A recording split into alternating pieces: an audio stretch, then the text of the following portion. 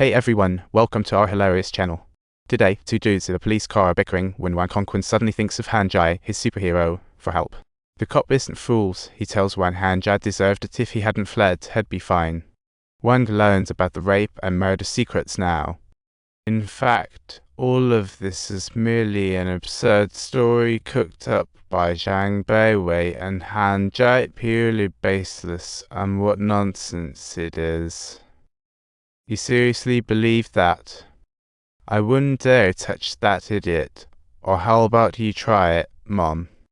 Who would be foolish enough to think of murder? Seriously, use your brain. Why do I get the sense that you're hiding a baby bump? It's not like I did anything about it. I mean, the reason that clueless girl got pregnant is because her dad is the boss. Poor Wang Hongqun realizes that everyone was just playing him. He's the real clown in this circus. If only he hadn't listened to them and threw paint on that mob boss, he wouldn't be in this mess today. Regret is no use now. The tension in the car dropped faster than a deflating balloon. The driver cop finally speaks after ages.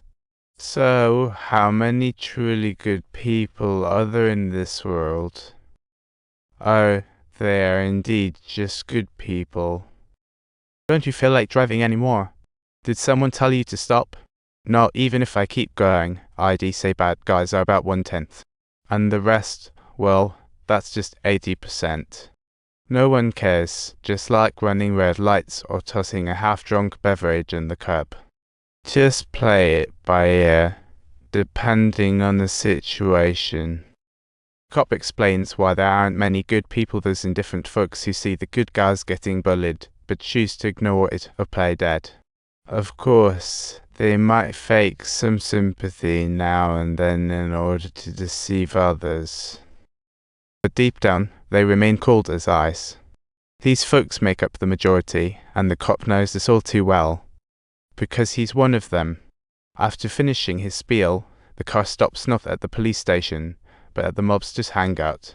Justice today doesn't shield against the rain. Instead, it becomes a tool between black and white, revealing the laws of social survival. There's only a matter of strong versus weak, no absolute black and white distinction between good and evil here. So, Zhang Beiwei and crew have to face the music as they step into the seafood joint.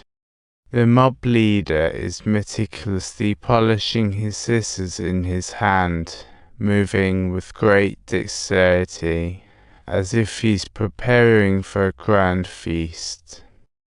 He asks Zhang Beiwei if they have backup, because he knows they wouldn't dare stir trouble without support. Hey, Ren Huai of the money cabinet is the big boss over there. You could give him a rein. Sorry to inconvenience you. I need to go back home to make a quick call to him. But they have only just graduated. How could they possibly know any mob bosses at all? It was merely a prank intended as a joke. Little did I anticipate that its consequences would turn out to be this severe. The mob boss isn't even mad. Instead, he suggests a second solution. Why not get to know each other?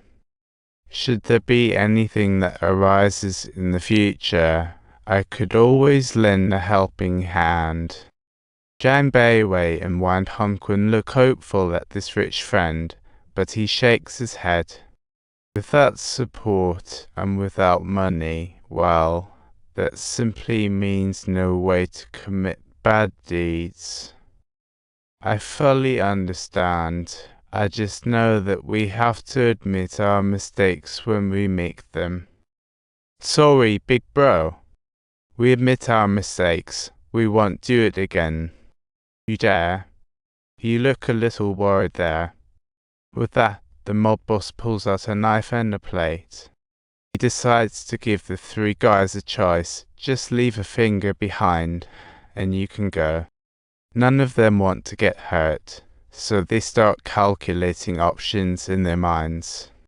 Soon enough, Zhang Beiwei and Wang Hongqun team up and zero in on Han Jai, claiming it's because he runs too fast.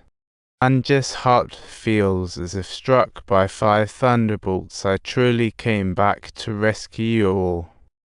Absolutely, we were all quite worried about you. Grab hold and don't let go. Don't let go. Make sure to hold on tight. Is everyone doing all right and well? What exactly are we supposed to do here? Shall we hear that once more? Sorry, but no way, bro. This is really enough. I beg you. The three thought it was over and tried to leave, only to find the door blocked. They saw the man they had beaten take off his paper cover. Turns out the rule here is to cut off 10 fingers. Hanjai knows cutting 10 fingers isn't an option, so Jiang Baihui starts blaming Wang Kongqun for everything that happened that night. He completely forgets that he was the one who suggested swapping secrets in the first place. Absolutely all the evil origins can be traced back to him. Wang Kongqun feels wronged. After all, he's the one getting played here.